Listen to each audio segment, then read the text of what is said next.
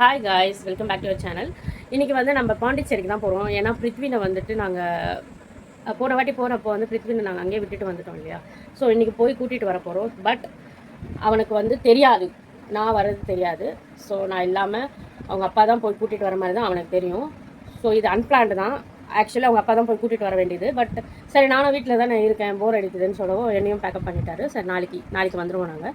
So வாங்க எங்கள் கூட நீங்களும் பாண்டிச்சேரி போகலாம்.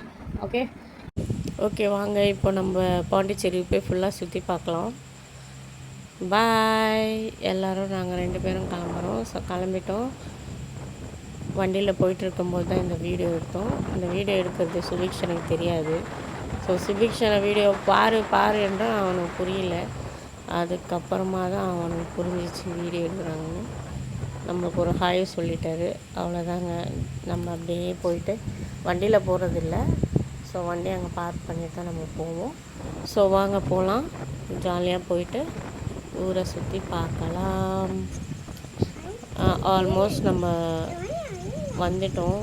ஸோ இது எடிட் பண்ணதுனால உங்களுக்கு சீக்கிரமாக போன மாதிரி இருக்குது. ஸோ ஆல்மோஸ்ட் வந்துட்டோம். ஸோ இதுதான் அந்த திருக்கனூரோட லொக்கேஷன். ஸோ ரொம்ப பியூட்டிஃபுல்லாக இருக்குது. வந்துட்டோம். ஸோ வந்த உடனே இவர் வெளியிலே இருந்தார். இவர் சர்ப்ரைஸ் பண்ணலான்னு பார்த்தா அவர் எங்களுக்கு சர்ப்ரைஸ் கொடுத்துட்டாரு வெளியிலே இருந்துட்டு.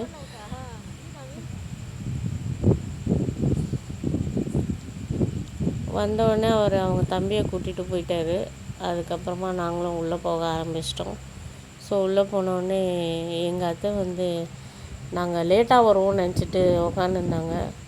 அப்புறமா நாங்கள் வந்துட்டோடனே, என்ன நீங்கள் இவ்வளோ சீக்கிரமாக வந்துட்டீங்க, உங்களுக்கு சோறு கட்டுன்ட்டாங்க, சேவே இல்லைன்ட்டாங்க. அதுக்கப்புறமா இருக்கிறத கொஞ்சம் லைட்டாக சாப்பிட்டோம். மார்க்கெட்டு போய் சிலது காயெல்லாம் வாங்கிட்டு அதுக்கப்புறமா அவர் தண்ணி ரீஃபில் பண்ணுறதுக்கு போயிருந்தார். நாங்கள் அந்த கேப்பில் ஐஸ் வாங்கி சாப்பிட்டுட்டு இருந்தோம் 2 பேரும். ஸோ ஃபன் பண்ணிவிட்டு நாங்கள் இங்கேயே சாப்பிட்டு முடிச்சிட்டோம். வீட்டுக்கு போனால் பிரித்தின்னு கேட்பான்னு சொல்லிட்டு அதுக்கப்புறமா வந்துட்டு ஹாப்பியாக கொஞ்ச நேரம் அவர் அங்கே பேசிகிட்டு இருந்தார்.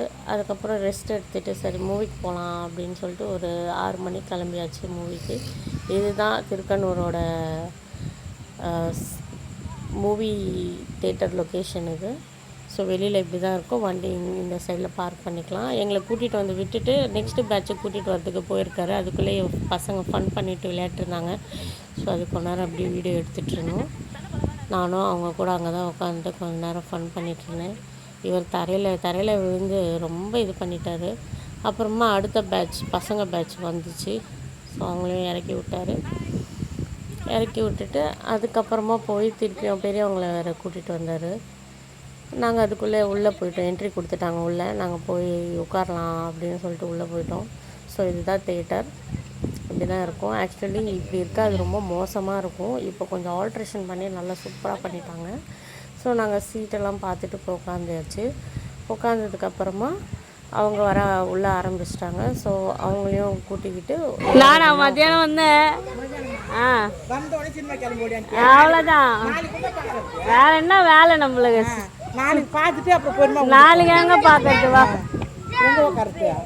சொல்கிறேன் வா. அவங்க எங்கள் அத்தையோட தங்கச்சி, சின்ன மாமியார். ஸோ அப்படி நாங்கள் மூவி பார்த்துட்டு லாஸ்ட்டாக முடிச்சுட்டு அவ்வளோதாங்க கிளம்பிட்டோம். இந்த பசங்களை வச்சு எங்களால் முடியல. ஸோ இப்படியோ ஒன்று கிளம்பியாச்சு. மூவி ஃபுல்லாக பார்த்துட்டோம். சூப்பராக இருந்தது. நெக்ஸ்ட் வீடியோ என்னன்றதை நாளைக்கு பார்க்கலாம். பாய்.